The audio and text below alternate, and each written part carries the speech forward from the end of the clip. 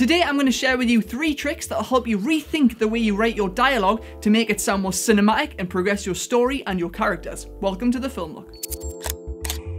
Nothing beats that traditional film grain aesthetic. So if you want to give your video a true cinema look, or the film look, check out these incredible grain overlays by Rocket Stock. Their stunning pack emulsion was shot with real film stock, including Eastman XX and Kodak Vision 3.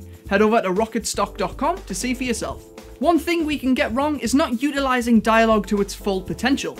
It's easy to write on a page, but can be difficult to get sounding great. I don't think it's because of any lack of creativity or imagination. I think we're just approaching dialogue from the wrong angle. Dialogue is more than just a tool for exposition. Show, don't tell is a trick used in writing to help force ourselves to find a visual way to give the audience information without resorting to lines of dialogue. We have a video explaining show, don't tell right here, and if you haven't already, why not subscribe?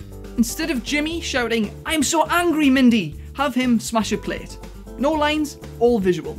If you apply this rule to your writing, you now have a vacant space where your dialogue used to be, which means that you can now utilise this space to demonstrate character traits.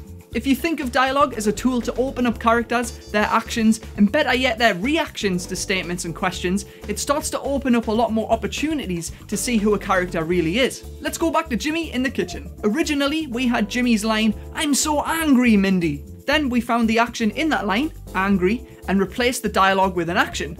Jimmy smashes a plate on the floor. It shows us his anger.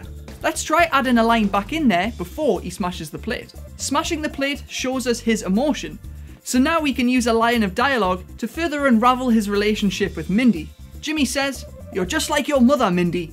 And then Jimmy smashes a plate on the floor. With a line like that, we are actually given information about their relationship dynamic. "You were just like your mother, Mindy." This signifies Jimmy's distaste for Mindy's mother. It also shows that Jimmy is starting to see traits of Mindy's mother in Mindy. He is now perceiving her in a different light. A line like that could also tell us that Jimmy has been holding back his feelings as he expresses it during the moment of anger. So maybe Jimmy keeps most of his feelings to himself. But we can go one step further. Dialogue is not just delivered, it is also received, like a parcel. There are at least 2 people in a conversation. So we can show 2 sides of a conversation using the delivery of a line and the other person's reaction to that line. Dialogue is active, then reactive. "You were just like your mother, Mindy." Mindy could then say something like, "She's a better mother than yours," which gives us the impression that Mindy doesn't like Jimmy's mother, but also that she is the type of person who isn't afraid to say what she is feeling on the spot. Now let's try changing that line and see if it alters the reaction. "You were just like your mother, Mindy." Mindy then responds, "Oh my god, you are right." So in this instance, she has realised she's messed up and is able to perceive her attitude. But we can actually use the rule show, don't tell in this instance. Instead of saying the line, "Oh my god, you are right," she could simply freeze from the conversation, give a moment of stuttering dialogue, then hold back and drop her eye contact with Jimmy. Once you start to think of dialogue as something which is received as well as delivered, you're increasing your opportunities for developing character traits. One last thing.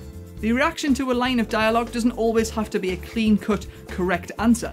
Misinterpretation is something we can include to give dialogue more realism. Mindy says the line, "You shouldn't be sleeping on the sofa anymore."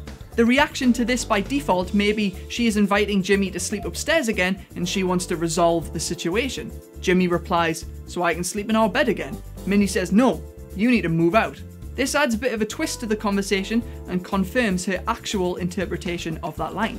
Obviously, this is a very simple scene with very one-dimensional characters, but hopefully it gets the point across. Try to find the emotion in a line and replace it with action. Then think of the reaction from that line as a way to show character traits. If you want dialogue to sound more realistic, try having the characters not quite understand the question or statement, then have the other character confirm the real answer. We have a bunch more writing episodes on our channel if you want to check out the playlist right here.